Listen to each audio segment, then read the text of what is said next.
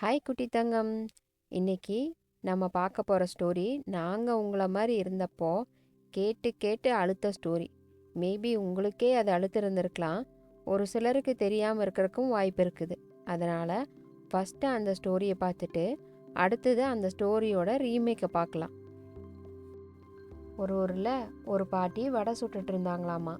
அப்போ அங்கே வந்த காக்கா பாட்டி சுட்டு வச்சுருந்த வடையை ஒன்றை தூக்கிட்டு அங்கிருந்து பறந்து போயிருச்சாமா. போய் ஒரு மரத்து மேலே உட்காந்து அதை கொத்தி கொத்தி சாப்பிட்டு இருந்ததாமா.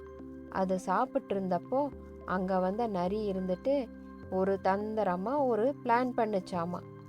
காக்கா காக்கா, நீ ரொம்ப அழகா இருக்கியே, எனக்காக ஒரு பாட்டு பாடே அப்படின்னு சொல்லிச்சாமா. அதை கேட்ட காக்காவும் நம்பி வாயில் வடை இருக்கிறத மறந்துட்டு கா கான்னு கத்துச்சாமா. அப்படி கத்துனோன்னு என்னாச்சாமா, வாயில் இருந்த வடை கீழே விழுந்துருச்சாமா.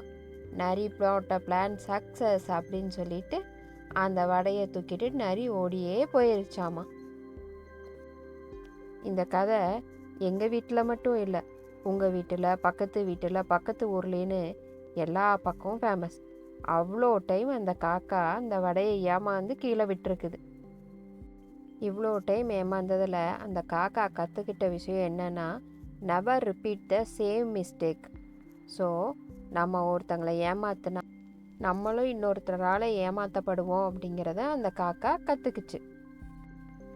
இப்போ நம்ம கதையோட ரீமேக்கை பார்க்கலாமா? ஒரு ஊரில் ஒரு பாட்டி வடை சுட்டுட்டு இருந்தாங்களாமா. அவங்களோட விறகெல்லாம் நனைஞ்சு போய் இருந்ததுனால வடை சுடுறதுக்கு ரொம்ப சிரமப்பட்டுட்டு இருந்தாங்களாமா. அப்போ அந்த சைடை வந்த காக்கா, பாட்டி பாட்டி, உங்களுக்கு நான் ஹெல்ப் பண்ணுறேன், அதுக்கு பதிலாக எனக்கு வடை தர்றீங்களான்னு கேட்டுச்சாமா. பாட்டியும் ஓகே அப்படின்னு சொன்னாங்களாமா. அந்த காக்கா என்ன பண்ணுச்சாமா, அங்கே இங்கேன்னு சுற்றி நல்ல காஞ்ச விறகுகளாக கொண்டு வந்து பாட்டிக்கு கொடுத்துதாமா. அப்புறம் கடைசியாக பாட்டியும் சரி காக்கா நம்மளுக்கு ஹெல்ப் பண்ணியிருக்குது அப்படின்னு சொல்லிட்டு காக்காவுக்கு ஒரு வடையை கொடுத்தாங்களாமா. காக்கா அந்த வடையை வாங்கிட்டு போய் ஒரு மரத்தில் உட்காந்துட்டு அதை சாப்பிட்டு இருந்ததாமா.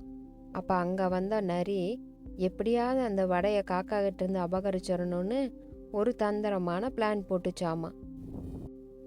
காக்கா காக்கா, நீ ரொம்ப அழகா இருக்கிறியே, எனக்காக ஒரு பாட்டு பாடியேன்னு கேட்டுச்சாமா.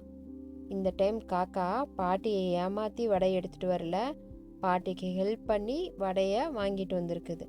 ஸோ இந்த டைம் காக்கா ஏமாறுமா? உழைச்சதில்ல, அதனால் ஏமாறாது. ஸோ அந்த வடையை எடுத்து கொண்டு போய் அதோட கூட்டில் வச்சுட்டு மறுபடி கிளையில வந்து உட்காந்து நரி கெட்டதுக்காக பாட்டு பாடிச்சாமா. இந்த டைம் நரி ஏமாந்து போயிருச்சு. இந்த காக்கா ஸ்டோரியிலேருந்து என்ன தெரிஞ்சுக்கிட்டோம்?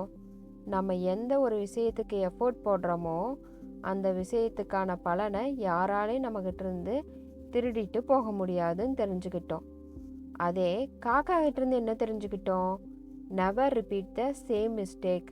அதாவது இந்த உலகத்தில் நம்ம தப்பு பண்ணி கற்றுக்கிறதுக்கு நிறைய விஷயம் இருக்குது. ஒரே தப்பை திரும்ப திரும்ப பண்ணிக்கிட்டு இருக்கக்கூடாதுன்னு தெரிஞ்சுது. ஓகே, இந்த ஸ்டோரியில் எத்தனை மாரல் பார்த்தோன்னு கமெண்ட்டில் சொல்லுங்கள் பார்ப்போம்.